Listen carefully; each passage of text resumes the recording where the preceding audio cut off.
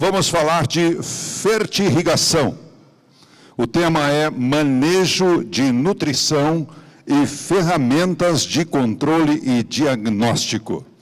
A nossa palestrante é coordenadora do mestrado oficial em horticultura mediterrânea em estufa.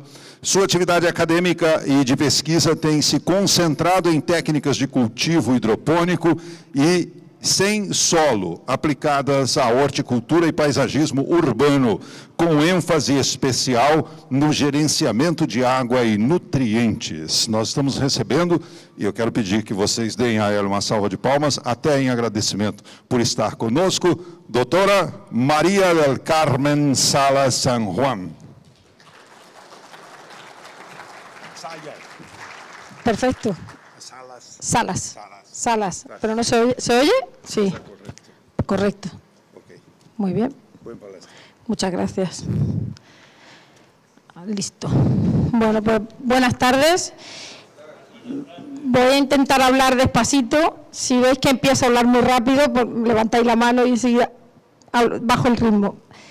En primer lugar, darle las gracias especialmente a Fernanda por haberme invitado, a Bisolo por haber contado conmigo para venir a la charla y espero sinceramente poder contarla entera.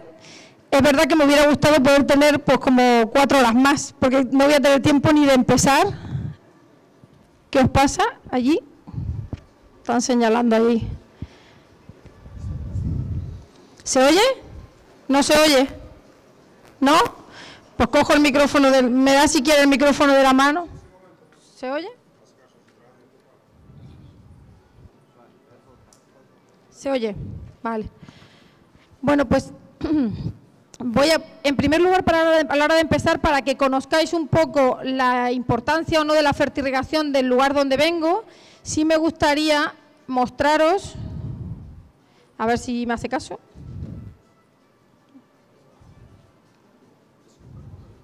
Ya. ¿Se escucha atrás? ¿Se escucha bien? Sí, perfecto. Bueno, pues en primer lugar, comentaros, explicaré la primera parte de la presentación, puede resultar algo incluso básica, porque voy a intentar hablar de nutrición, tal como se nutren las plantas y como entendemos que se nutren las plantas. En cualquier caso, toda mi charla va a ser dirigida a la parte radical. Yo en ningún caso voy a entrar en la nutrición que pudiera ser foliar.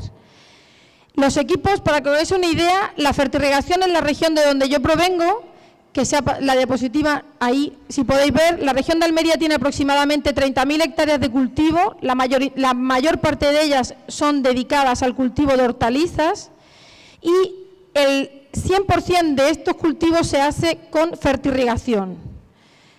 Realmente, en un muy poco tiempo, desde el 97 al 2013, hemos cambiado los sistemas, la tecnología con la que se aplica el fertirriego, sustancialmente. Hemos pasado de abonadoras básicas, como veis aquí en la imagen, abonadora amarilla muy sencilla, a abonadoras por inyectores, principalmente por Venturis. Pero en cualquier caso, sea mayor o menor la tecnología, nadie trabaja sin fertirrigación, absolutamente nadie. Son cultivos de crecimiento muy rápido, con altos requerimientos de nutrientes y la única manera de conseguir sacar el máximo productivo a este tipo de cultivo es asegurando una nutrición adecuada, tanto hídrica como mineral. Durante todas las charlas voy a intentar resolver esta serie de cuestiones, intentar hablar de ellas. Una es una visión muy rápida, pero que creo fundamental, que es conocer cómo consumen las plantas los nutrientes, al menos de una forma básica. Luego ver la demanda de nutrientes, en qué se fundamenta, el suministro de nutrientes o equilibrios nutricionales que podemos utilizar o que existen disponibles. Y como puntos que para mí son incluso más importantes que todo lo que cuente antes, es cómo manejar una solución nutritiva. Cómo trabajar con ella, qué variaciones son fundamentales a la hora de trabajar y, como punto todavía más importante, en mi opinión, es el control de ese manejo nutricional. Muchas veces disponemos de un Ferrari, pero realmente no lo controlamos, no sabemos lo que hace. Tenemos unas máquinas de fertirriego impresionantes, pero finalmente no sabemos si riegan bien, si aplican el agua adecuada, si aplican los nutrientes adecuadamente. Entonces, tener una máquina de fertirriego y no acompañarla por un sistema de control obligatorio es perder dinero, porque se equivocan, porque fallan, es normal que fallen. Entonces sí me gustaría que llegara a ese punto. Y por último, incorporar una parte que creo que es fundamental, por lo menos en nuestra región no para de crecer, que es el concepto de biofertirrigación, que lo podemos llamar de cualquier manera, bioestimulantes, sustancias orgánicas, pero al final se está cambiando todo al uso de algún tipo de material que de una forma u otra nos ayude al menos a disminuir el aporte de fertilizante mineral como lo tenemos entendido. Pero toda la primera parte de la charla va a ser principalmente fertirriego al uso, como se ha hecho siempre, ¿vale? Entonces, hablando primero de los consumos, la planta realmente consume una serie de elementos esenciales que todos conocemos. Unos de ellos, que son tal vez los más importantes, pero que nunca los nombramos, son el carbono, el hidrógeno y el oxígeno. Son fundamentales. Y muchísimas veces, como ya me saldrá en la conversación durante la charla, veremos que al menos a nivel radical los olvidamos. Olvidamos el oxígeno, olvidamos otros elementos que son básicos para asegurar una buena nutrición de la planta.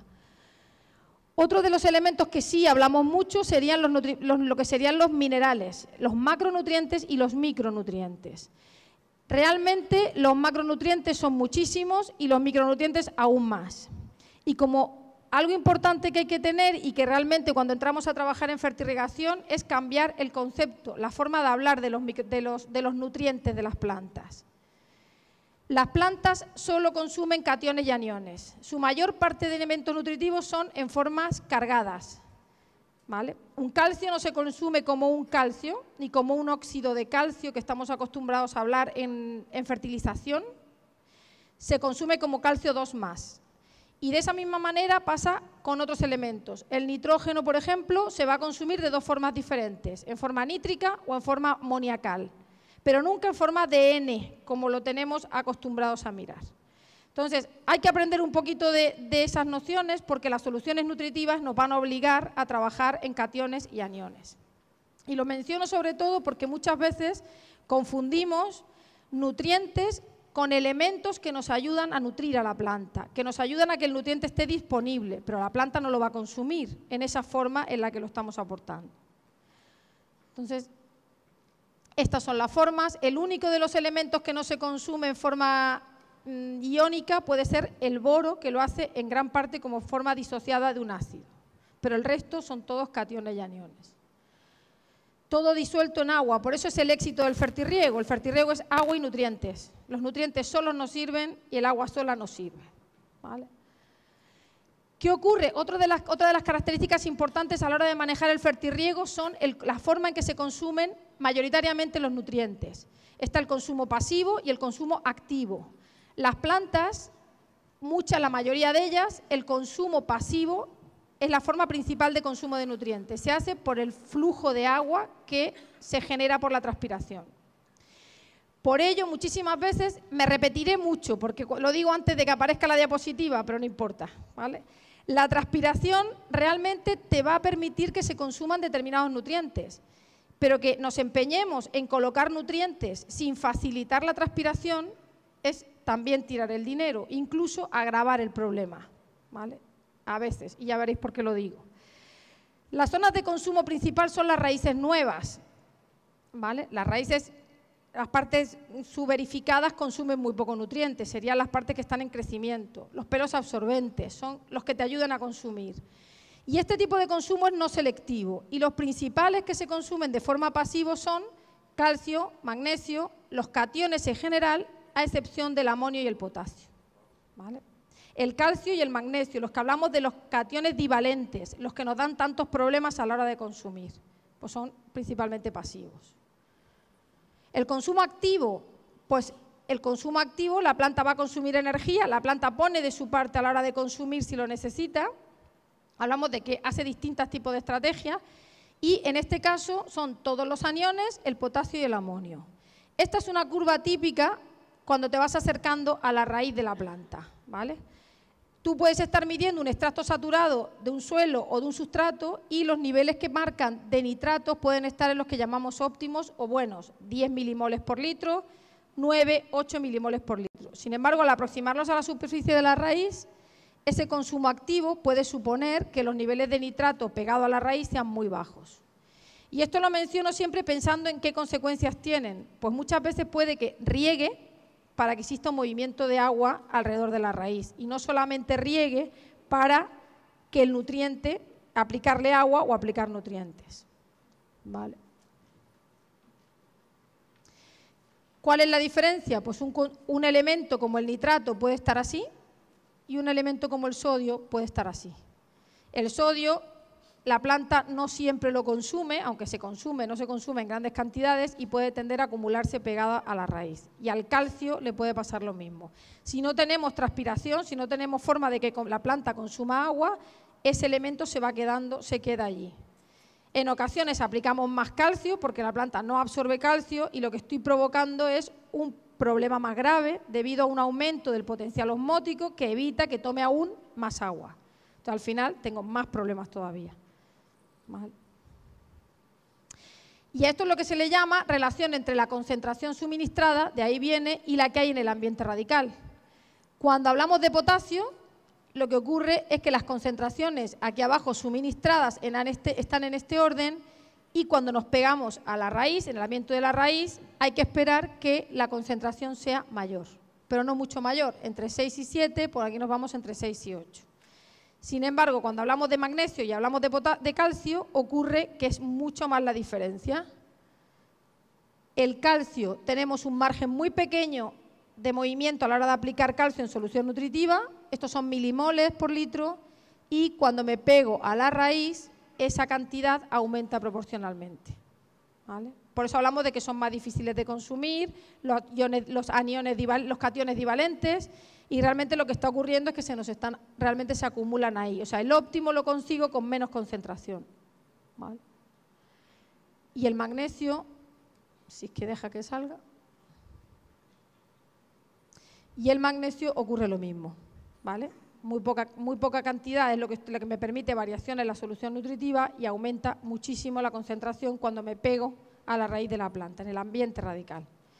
Todo esto que os nombro es porque lo que hay que intentar cuando se trabaja en fertirriego es sacarle el máximo partido, entonces pensar mucho en todas estas cosas a la hora de aplicar soluciones nutritivas y a la hora de trabajar, ¿vale?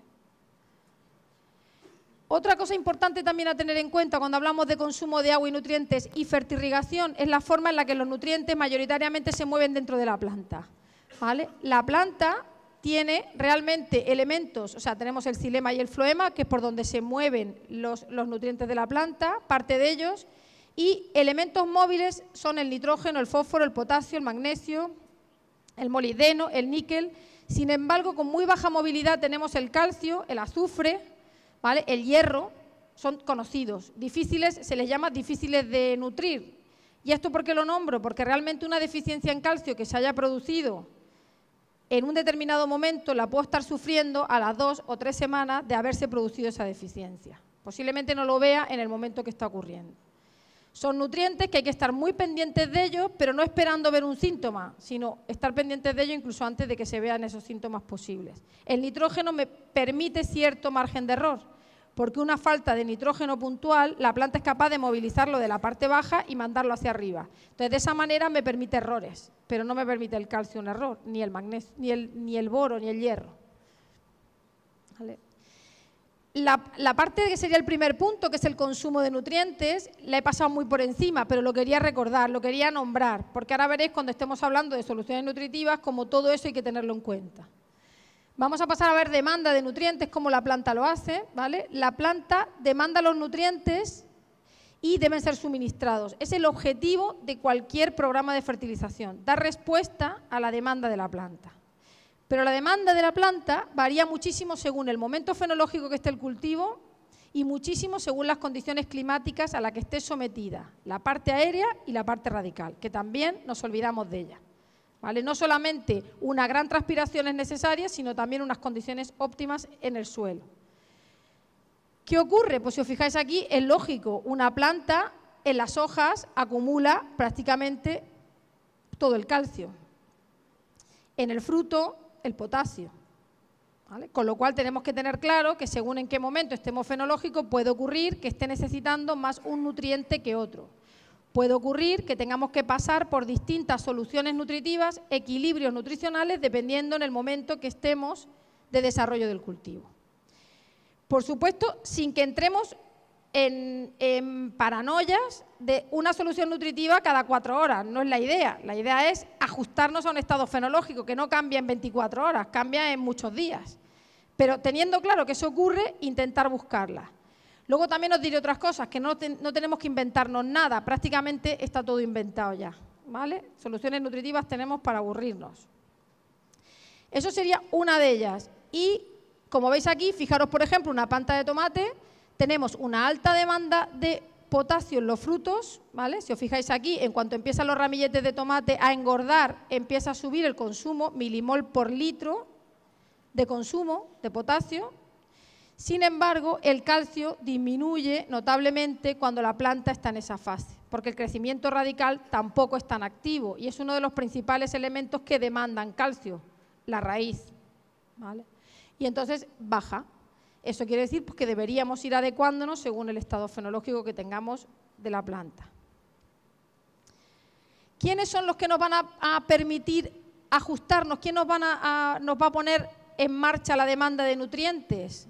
Pues, por ejemplo, el grado de crecimiento, que ya lo hemos dicho, la fotosíntesis, que depende mucho de la radiación solar, la transpiración, que la pongo en negrita porque es principalmente el motor del consumo hídrico y, consecuentemente, el principal motor del consumo de nutrientes, por lo que ya hemos hablado, ¿vale? Porque todos entran de forma pasiva, aunque haya algunos que entran de forma activa.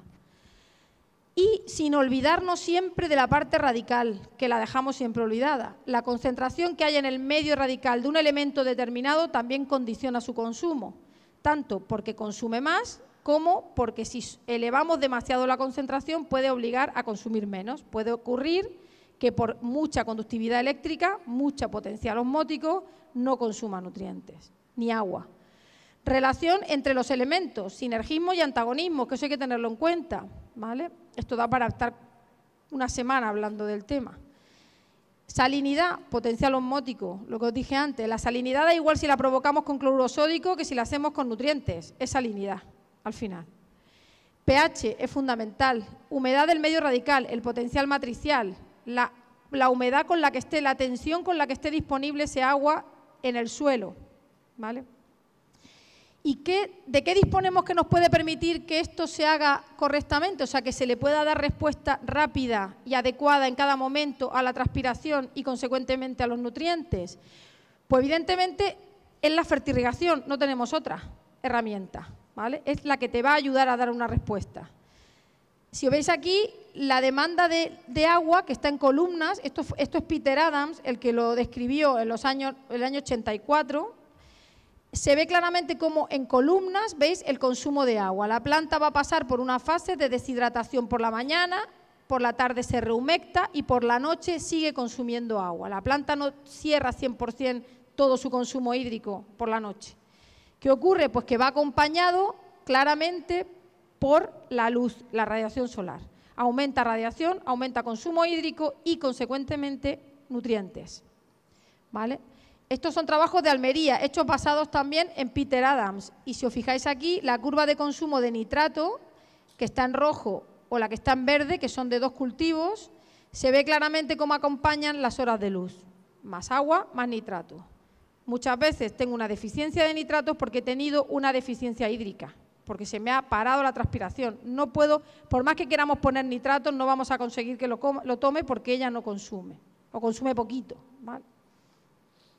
Entonces, también hay que tener claro eso. La fertirrigación nos va a permitir pues, ajustarnos a estos, a las máximas demandas, a las mínimas demandas, con el agua y con el nutriente.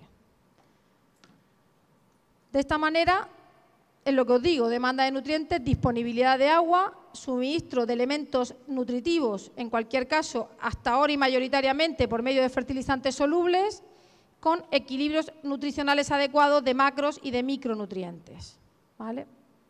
Sin embargo, no es la única función que tiene el fertirriego. El fertirriego tiene la capacidad de renovar la solución nutritiva en la proximidad de la raíz, en la rizosfera, ¿vale? Por lo que os enseñé en las figuras anteriores, y nos va a permitir menor tensión matricial, mayor contenido en oxígeno, concentración iónica adecuada en las proximidades de la raíz. O sea, el fertirriego no solamente le va a dar nutrientes y agua, sino muchísimas más cosas, ¿vale?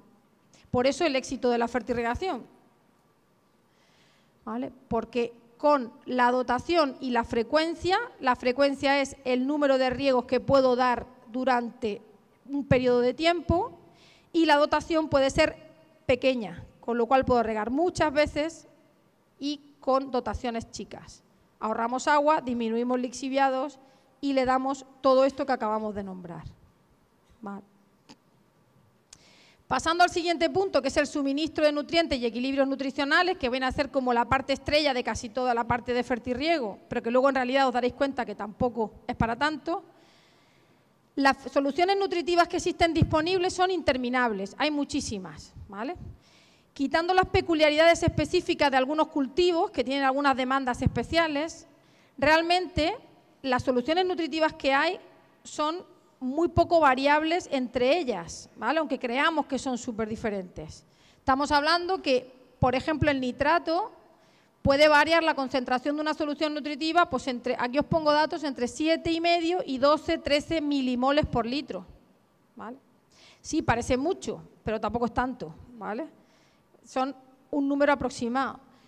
El fosfato, lo mismo, el fosfato aún menos. El fosfato tiene muy poca variación de concentración a la hora de aplicarlo. No nos permite aplicar 7 milimoles de fosfato, porque tendríamos competencias, por ejemplo, con el calcio o incluso algunos otros problemas. El amonio es otro elemento que hay que tener en cuenta en los equilibrios nutricionales. No se puede aplicar excepto en algunos cultivos especiales, como puede ser un arándano o puede ser algún cultivo extraño. El amonio siempre se aplica en pequeñas proporciones con respecto al nitrógeno total. Entre el 7%, el 25% del nitrógeno se puede aplicar en una solución nutritiva o en una fertilización como amonio. ¿Por qué? Porque la absorción de amonio supone una bajada de pH muy fuerte. Por cada amonio que consume la planta liberará un protón, bajará el pH, y aunque yo no lo detecto en el volumen entero del extracto saturado del suelo, en la proximidad de la raíz eso sí existe, y esa bajada de pH puede ser beneficiosa en ocasiones o incluso perjudicial en otras. Entonces hay que controlar lo que se proporciona de esa cantidad. De la misma manera, por lo que os comentaba, aquí tenéis calcio, magnesio, potasio. Estos son miliequivalentes por litro, no milimoles, ¿vale? Pero bueno, en milimol por la valencia nos daría el miliequivalente, el milimol de carga. ¿Qué ocurre? Que si os fijáis, como os dije, tampoco varía tanto. Y si miráis un poquito en detalle, veréis que el milimol de amonio es 2, el de nitrato 12. 0,5, 10,5. Si os fijáis lo que os hablaba de la variación del porcentaje de amonio con respecto a nitrato, pues ya hay muchos científicos que han trabajado, se han roto la cabeza y no necesitamos inventar soluciones nutritivas, ¿vale?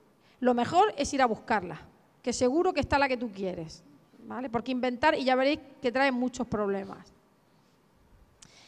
Otro concepto es dejar de hablar de kilogramos por hectárea, dejar de hablar de moles por hectárea. Eso no tiene sentido, ¿vale?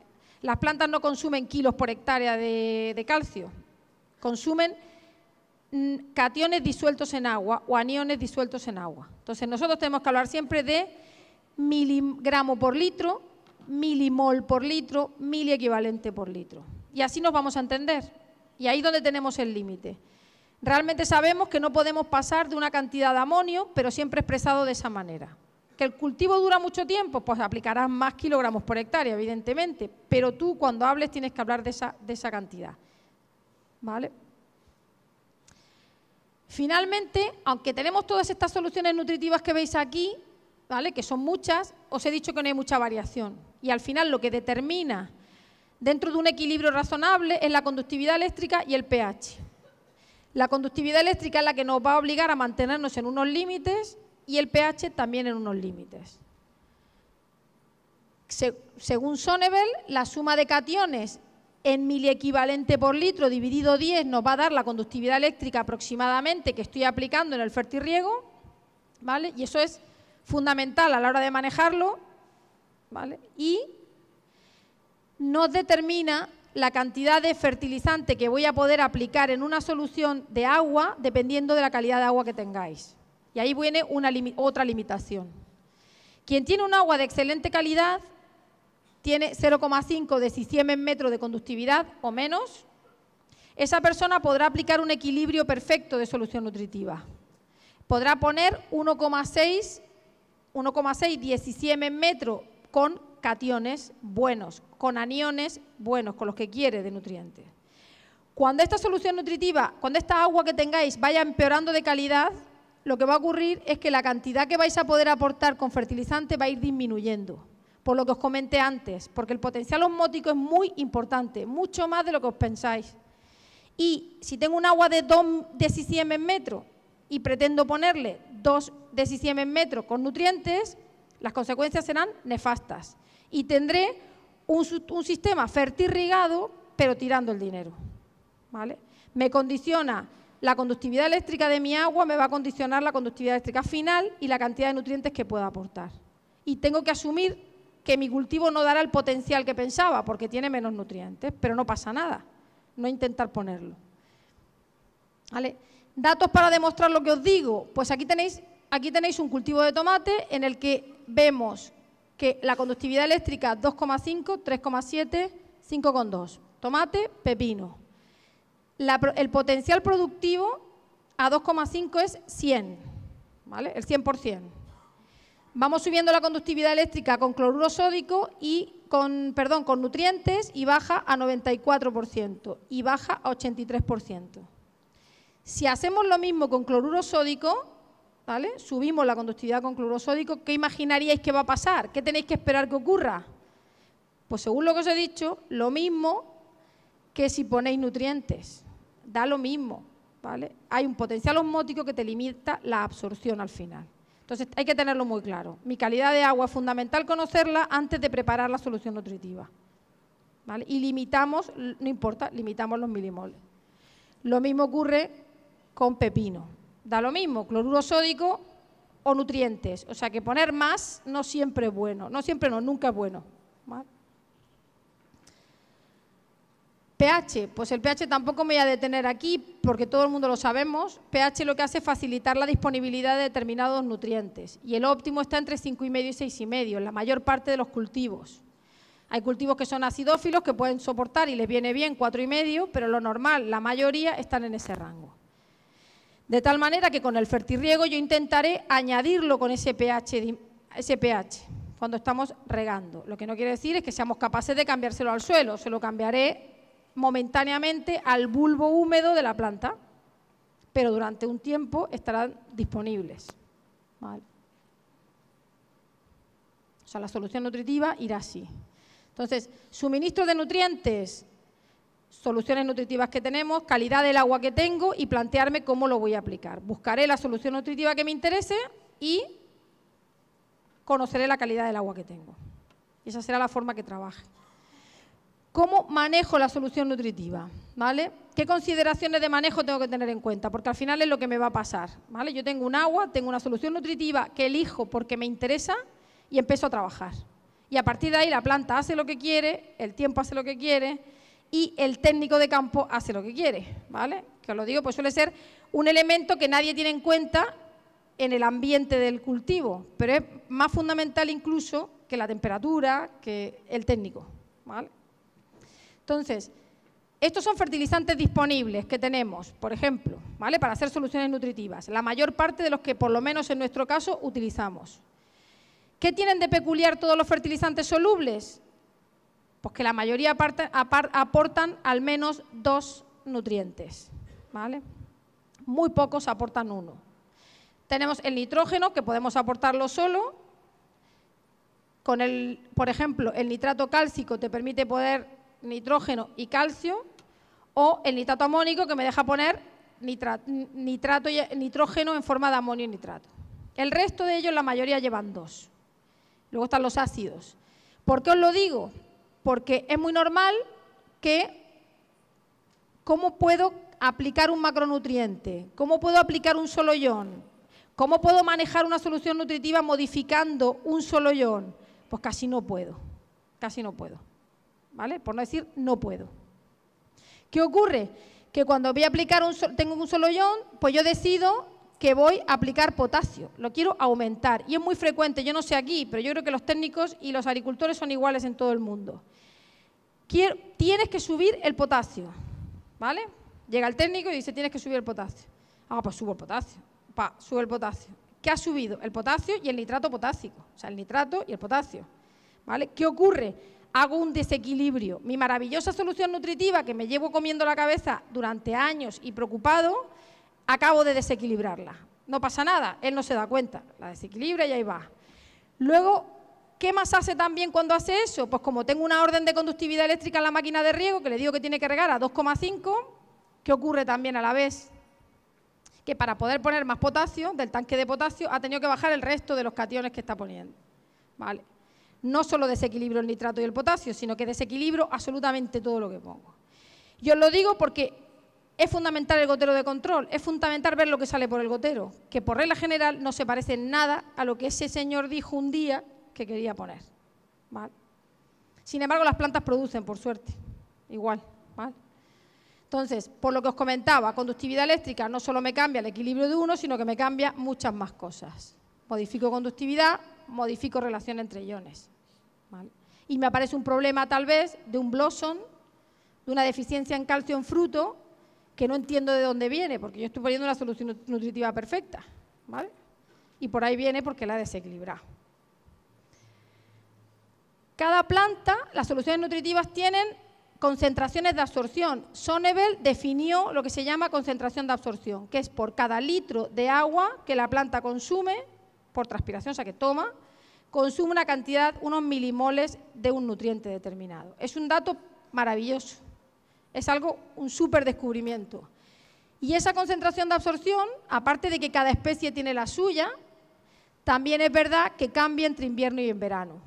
¿Vale? Las plantas, la misma planta, la misma variedad, no consume los mismos milimoles por litro en invierno que en verano.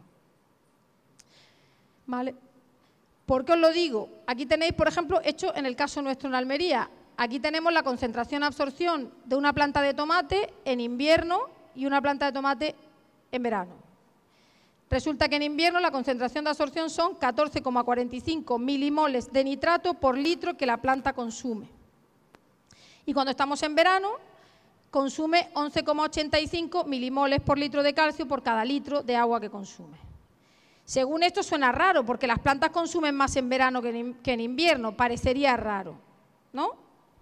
Pero no lo es. Las plantas transpiran muchísimo más en verano que en invierno, con lo cual ella consume muchos más litros. Entonces, muchos más litros de agua que llevan acompañados nutrientes, con lo cual podemos trabajar con conductividades eléctricas menores cuando estoy en un ciclo de alta demanda hídrica que cuando estoy en un ciclo de baja demanda hídrica. Y esto nos va a ayudar a que no se nos salinice el medio, que no se salinice porque se queden allí los nutrientes, sino realmente adecuo los consumos de nutrientes a los consumos de agua. ¿Vale?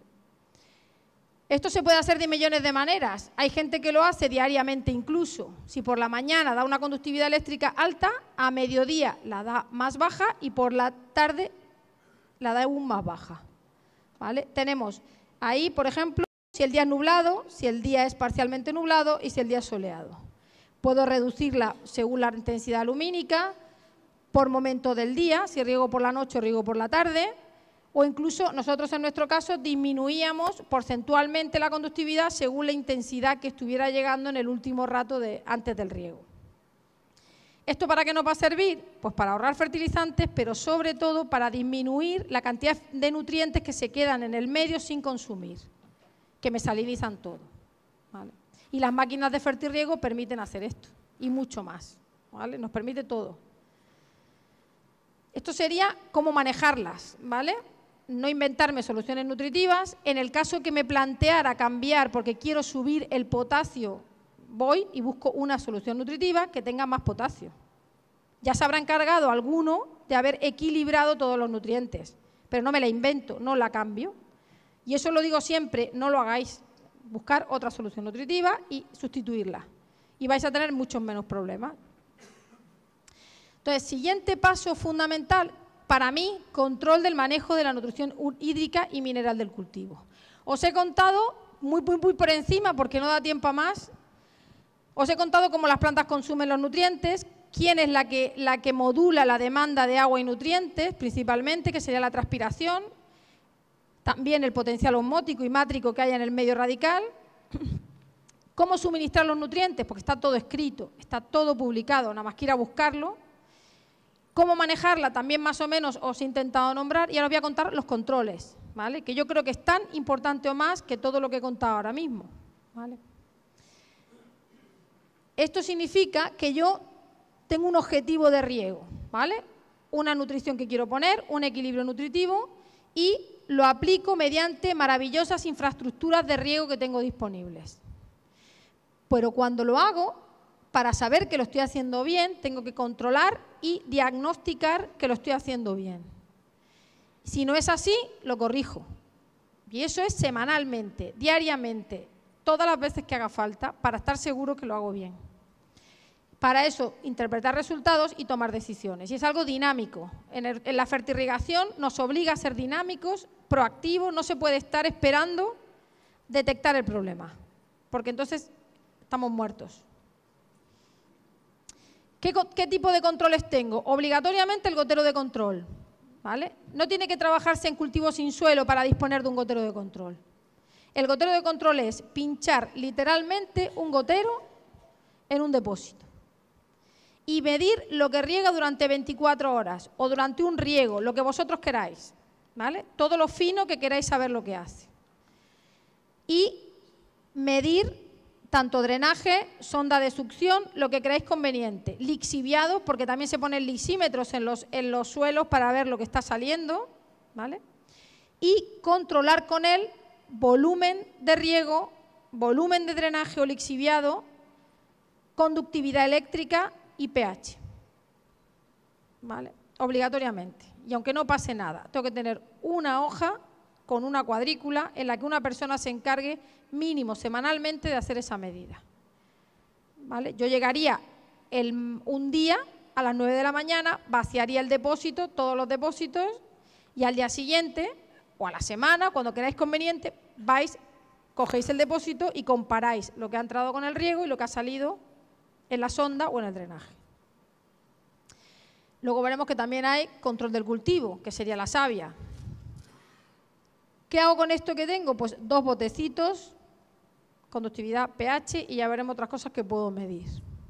Pero sin el gotero de control no recojáis lixiviado ni cojáis sonda de succión.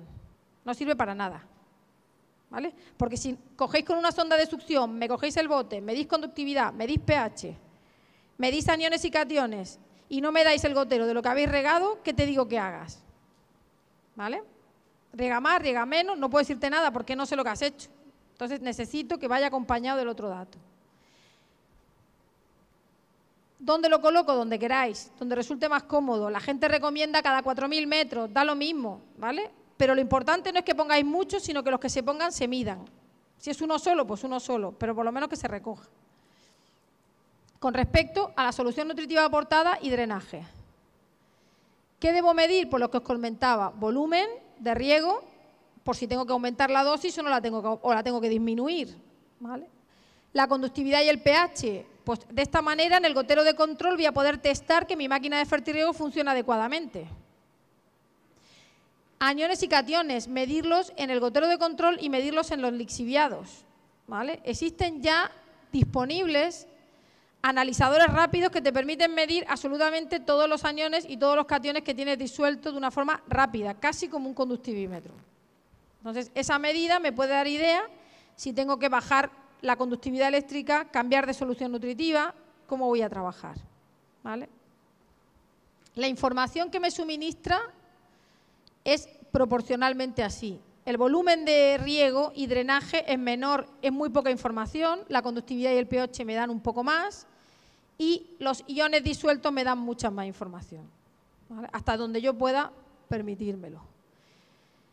Finalmente, otra forma de control, hay muchas maneras de controlar, podrían ser los síntomas visuales, ¿vale? De un cultivo, a la hora de hablar si lo estoy regando bien o lo estoy regando mal. Pero desde luego yo acostumbro a decir siempre que los síntomas visuales llegan tarde, ¿vale? El síntoma visual te echan del trabajo, ¿vale? Porque si he visto una deficiencia, posiblemente lo que hay es mucho más grave de lo que te imaginas. Tengo que intentar buscar una herramienta que me permita detectar esas deficiencias con tiempo para verlo. Y ahora mismo las herramientas que existen son, por ejemplo, en análisis de savia. Savia está puesto en cursiva porque no es savia, sino es jugos de peciolo, es extracto de peciolo lo que estáis midiendo, ¿vale? Pero que da información. Estos, ¿qué he hecho? Esto sería, pues, coger hojas, coger peciolo, se estruja literalmente el peciolo, se diluye, se filtra lo que haga falta para poder medirlo y medimos los iones que tiene disuelto. Es una herramienta que funciona muy bien, sobre todo si la basáis en vuestros propios datos, ¿vale? Vosotros estáis aplicando una solución nutritiva con un gotero de control, tenéis una sonda que recoge la solución del suelo y a la vez tenéis un análisis de savia. Si lo que estáis haciendo de aumentar la solución nutritiva queréis poner una que tenga más potasio, lo podré ver reflejado en la savia o no, y tendré información de si la respuesta de lo que estoy haciendo se está viendo. ¿Vale? He quitado muchas diapositivas porque no me daba tiempo, o sea, lo siento, pero había algunas en las que se ve claramente cómo cuando uno aumenta la concentración de potasio en una solución nutritiva, se ve perfectamente en savia ese aumento de potasio en peciolo, ¿vale? Pero no existen referencias que te valgan 100%, o sea, tenéis que recurrir a vuestras propias referencias, porque cambian mucho de un cultivo a otro, de un suelo, varía demasiado. Controles, lo repito ya resumiendo, gotero de control, sonda de succión o lixiviado, lo que se crea conveniente, y cada X tiempo algún análisis de savia. Aparte de que quien quiera haga el foliar, pero el foliar es más una información a largo plazo, no a corto plazo. Y voy a pasar a lo que sería la biofertilización que os decía, ¿vale? Que es parecido a lo que hemos estado hablando hasta ahora, que son todos fertilizantes solubles, ¿vale? Que son muy fáciles de manejar, no hay duda de que un fertilizante, una sal soluble es perfecta, ¿vale? Y el que crea lo contrario se equivoca. Hoy por hoy es perfecta, se diluye, la concentración es la que yo quiero, la calidad de un fertilizante mineral es 100% perfecta, por regla general. Entonces, realmente, necesita que cambiemos un poco la forma de trabajar. Si queremos seguir trabajando con los fertilizantes orgánicos o minerales de la misma forma que trabajamos con los orgánicos como trabajamos con el mineral, nos va a ir muy mal, ¿vale? Tenemos que aprender a trabajar de otra manera.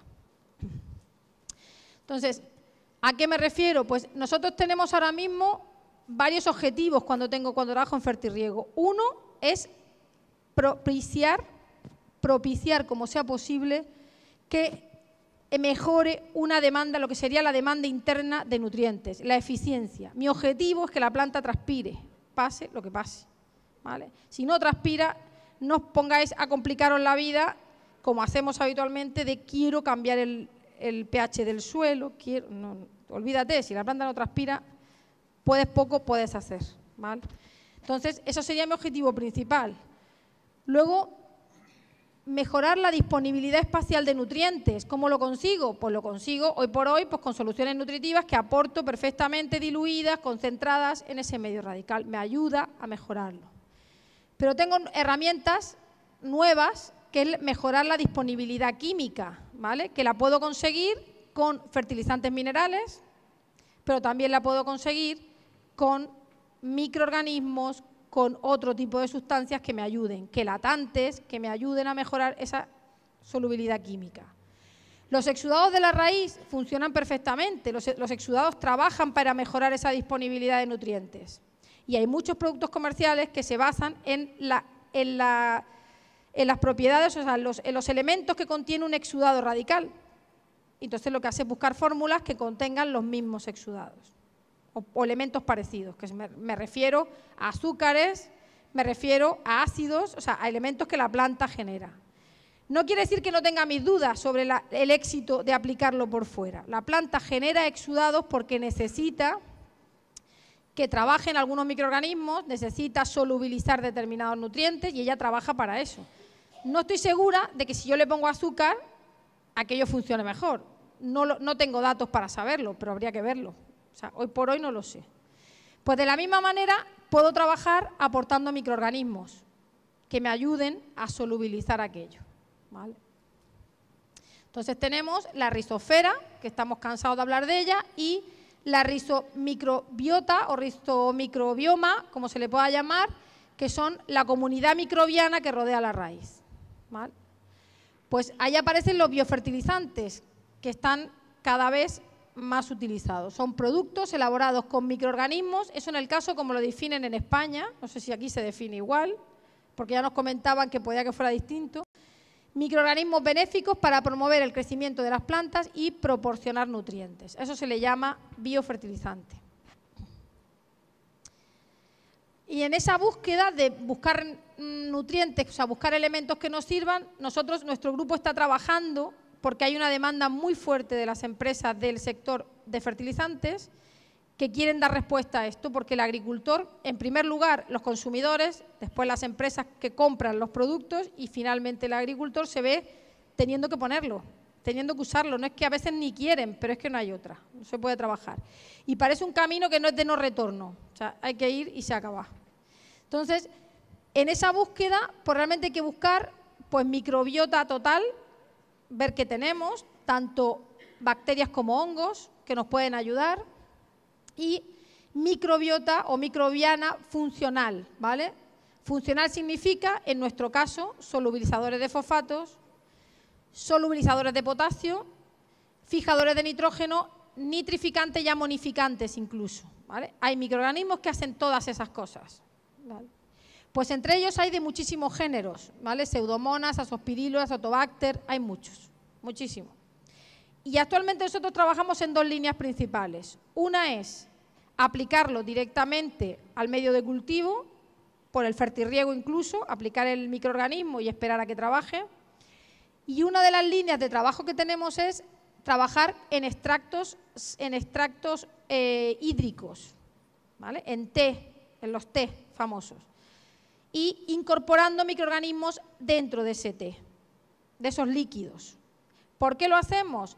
Por lo que he dicho al principio, la planta principalmente consume nitrato en forma de anión, nitrato en forma de amonio, todo en forma de catión y de anión. ¿Qué ocurre? Que si yo aplico el microorganismo al suelo y tengo que esperar que me degrade aquello para que esté disponible, en un cultivo intensivo como el nuestro, la planta va a manifestar deficiencias nutricionales. Entonces intentamos que la solución nutritiva que aplicamos ya lleve, esos microorganismos hayan podido trabajar y lleve algunos de ellos ya en forma mineral, pero que provengan de fuentes orgánicas. No le aplicamos nitrato cálcico, sino que simplemente son soluciones orgánicas y el microorganismo se encarga de degradarlo. Entonces, en el riego va el microorganismo, si consigue sobrevivir, que eso hay que tenerlo claro, que estos bichos no viven de cualquier manera, ¿vale? Tiene su corazoncito, tiene sus necesidades y no siempre las cumplimos, por lo cual la mayor parte de las veces están muertos, pero ha podido trabajar en la solución esa y los aplicamos ya, los nutrientes relativamente mineralizados. Y aplicarlos también directamente al contenedor, ¿vale? Nosotros trabajamos sobre todo con esto que es la parte fea de Almería, que es los residuos de las partes aéreas de las plantas, que eso está ahí, y hay que dar una salida. Esto son residuos que se dedican a compostarse y a vermicompostarse, se hace humus de lombriz con ellos. Y a partir de esas sustancias que tenemos, fabricamos los té de vermicompost o los aplicamos al suelo como fuente de nutrientes. Y como dijo la profesora que habló antes que hablara yo, están llenos de microorganismos y la mayor parte desconocidos. Y eso lo ponemos allí. Y luego compro un producto comercial que se llama Saccharomyces, no sé cuánto, y lo pongo. Y aquí empiezan los problemas, que eso lo hemos podido ver. Muchos de ellos son caníbales, o sea, se comen entre ellos. Si me paso de poner microorganismos, se mueren todos, porque al final empiezan como locos allí y se ve que trabajan para cargarse al otro y desaparecen todos y no trabajan. Entonces, la dosis, el tipo de microorganismo que aplique es fundamental y la frecuencia con que lo estoy aplicando. Y tenemos muchísimo trabajo, por suerte, por delante para nosotros, para los investigadores. Pero no sé para vosotros, pero para nosotros sí. Entonces, trabajamos así. Aquí tenéis lo que se van haciendo con ellos, se colocan aquí y se van extrayendo. Entonces, como resultado de algunos de los ensayos que hemos hecho, pero ahora mismo llevamos unos 4 años trabajando con esta línea, hemos visto que en este caso se trabajaba con un cultivo de melón, se le aplicaban en este ejemplo sustrato sin planta, que es fundamental también conocerlo, ¿vale? Los microorganismos también viven de los exudados de la raíz y muchas veces, si aplico un microorganismo y no hay planta en crecimiento, el microorganismo no sobrevive porque no tiene nada de qué vivir ahí, ¿vale? Luego, si tenemos un cultivo donde hay plantas sin colocarle ningún microorganismo exógeno, ningún microorganismo por fuera, sino el que lleva el propio vermicompost, el T, ese que está entrando, hongos micorrízicos, rizobacterias, bacillus y paenibacillus, otro tratamiento lleva tricoderma y finalmente el mix en el que metemos todo a ver qué pasa. Pues durante el cultivo se aplicaron 3 veces y desde el día del trasplante, en el día 0, a los 30 días y a los 60 días. Es un cultivo de melón que es muy corto, con lo cual la frecuencia de aplicación fue bastante alta. Pues que se midió producción, se ha medido analíticas de savia en planta para ver si realmente se refleja que absorben más fósforo, si no, ¿vale? Porque el microorganismo trabaja y luego a ver si la planta se lo toma. Pero yo solo voy a mostrar cómo se ve la población final y inicial de microorganismos en cada uno de los tratamientos.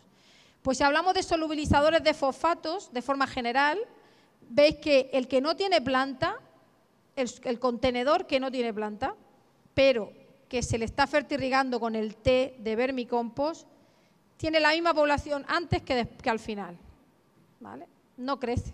O sea, los microorganismos no tienen alguna parte de esos exudados radicales que posiblemente le ayuden a que crezcan y sobrevivan.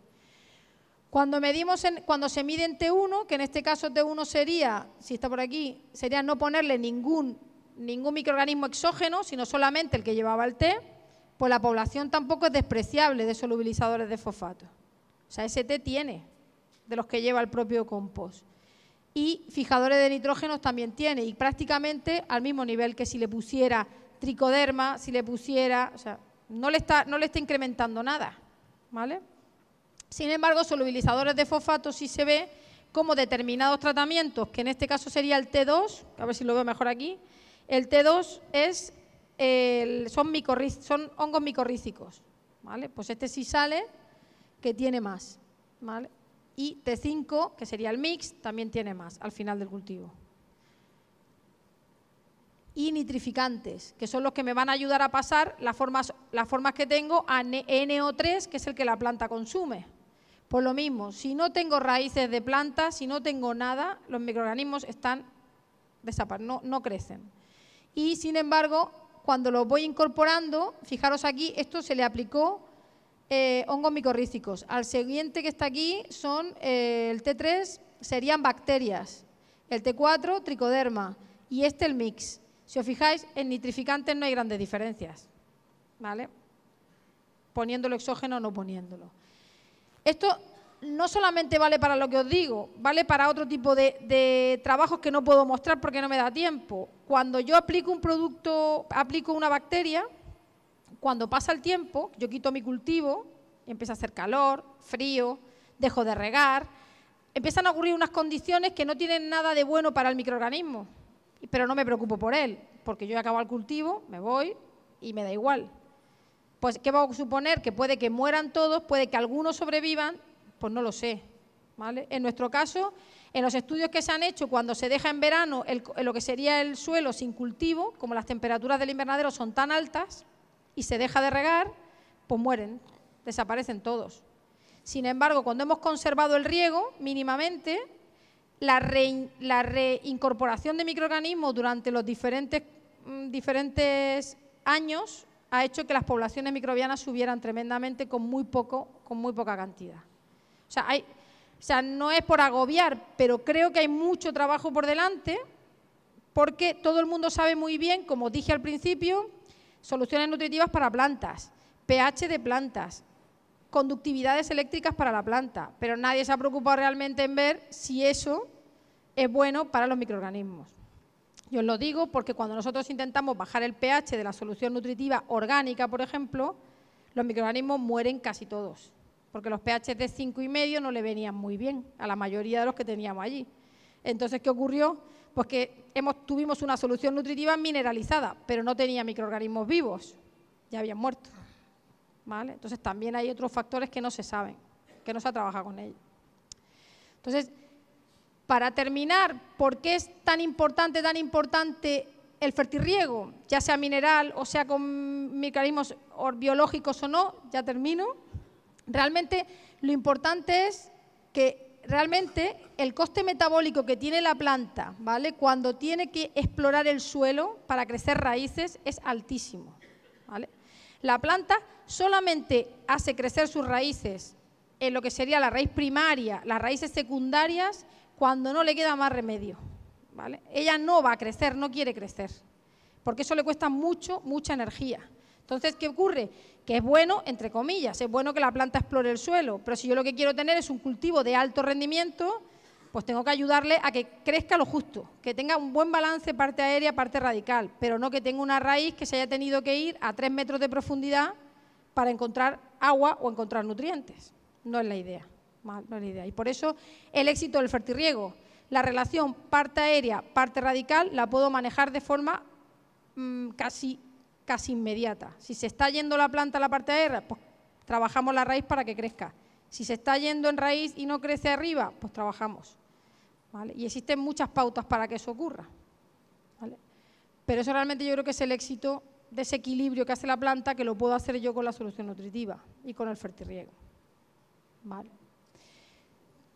Creo haber contado casi todo lo que quería, pero me ha quedado muchísimo. Podía haber estado 4 horas más, pero era un poco paliza, ¿sí? Muchas gracias. Vale.